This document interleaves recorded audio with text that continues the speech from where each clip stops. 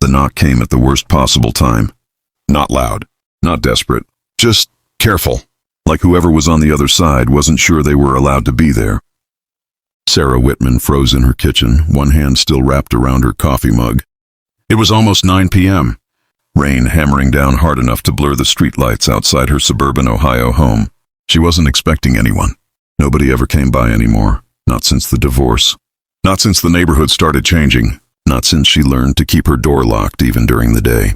The knock came again. Tap, tap. Her heart kicked up. She opened the door camera app on her phone. The screen lagged, then cleared. A kid, black, maybe 12 or 13, thin hoodie soaked through, hair stuck to his forehead, sneakers worn down like they'd been through too much for their age. He stood on her porch like he might run if she breathed too hard. Sarah swallowed. Her first thought was fast, ugly, automatic. Why is he here? Is this safe? She hated that part of herself, but it showed up anyway. Another knock, softer. She cracked the window beside the door. Yeah, she said. The boy jumped slightly, then looked up. Sorry, ma'am, he said quickly. I don't want to bother you. My phone died and I've been walking a while. I was just wondering if I could charge it for like 5 minutes. I'll stay right here.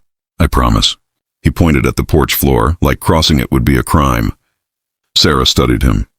Rain dripped off his chin. His hands were shaking, whether from cold or nerves she couldn't tell. I can't, she said. It's late. His shoulders dropped immediately. Yeah, I get it. That's okay, sorry. He turned to leave. Wait, she said. He stopped. She sighed, annoyed with herself. 5 minutes. You stay where I can see you. Yes, ma'am. Thank you. For real. She cracked the door just enough to slide out an extension cord, keeping herself between him and the opening. He noticed. Of course he noticed. He plugged in his phone. The screen lit up. 2%. Name's Eli, he said. I live near Maple, by the old gas station.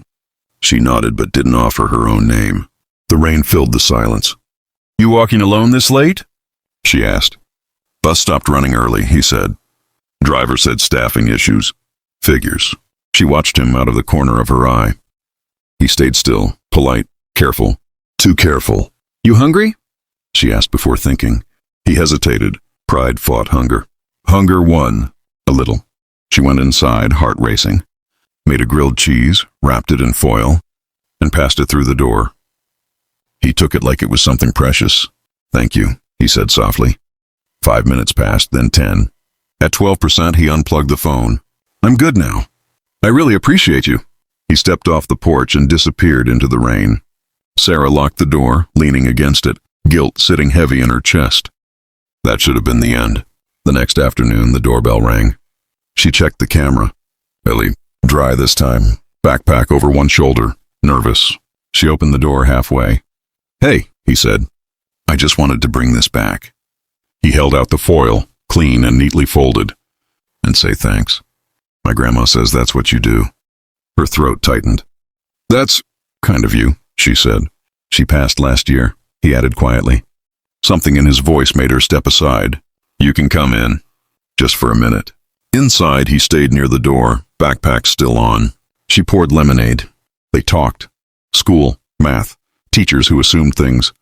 Like I cheat, he said with a small smile. Or that I'm trouble. A siren wailed outside. Eli flinched so hard he spilled his drink. You okay? She asked. Yeah. He stood up. I gotta go. As he turned, she saw it. A hospital band on his wrist. Eli, she said. Why do you have that? He froze. Before I knocked on your door, he said quietly. I knocked on 3 others. Her stomach dropped. And one of them called the cops. Silence filled the room. They didn't ask questions first, he added. Now I gotta go explain why I was suspicious. Sarah felt sick. If she had trusted her first instinct, Eli might not be here. The police station smelled like old coffee and bleach. Eli sat in a plastic chair, backpack clutched tight. Sarah sat beside him. Who's the guardian? The officer asked. I am, Sarah said. For today. You related? No, but I'm here. The officer didn't like that. Another officer dropped a file on the table. You were knocking on doors late, he said to Eli. Just asking for water and a charge, Eli said. You understand how that looks? Sarah leaned forward. How exactly? People get nervous. Any crime committed? She asked. No. Then why was he handcuffed? Procedure. Sarah laughed bitterly. My son used to knock on doors selling candy. No one called the cops. The room went cold. This meeting's over, the officer said. He's free to go. But he should be more careful. More careful. Outside, Eli exhaled. Thank you, he said. You didn't have to. That's the problem, Sarah replied. I should have had to. The school meeting was worse. Policy, behavior, his situation. You mean being poor or being black? Sarah said. No one answered. I just want to graduate, Eli said quietly. The video hit the internet that night. Security footage. Eli standing calmly. Police lights, handcuffs. Caption. 12-year-old detained for asking for water. It went viral. Comments poured in. Some kind, some cruel. Sarah posted her own video. I almost didn't help him, she said. Because of fear. Because of bias. That should scare all of us. News crews came. Statements were made. Apologies followed. A week later, Eli stood at a podium. I wasn't looking for trouble, he said. I was looking for kindness. The room was silent. I knock softer now, he added. Just in case. Sarah cried. This wasn't a happy ending. It was a beginning. Because sometimes change starts with a knock on the door and someone choosing to open it.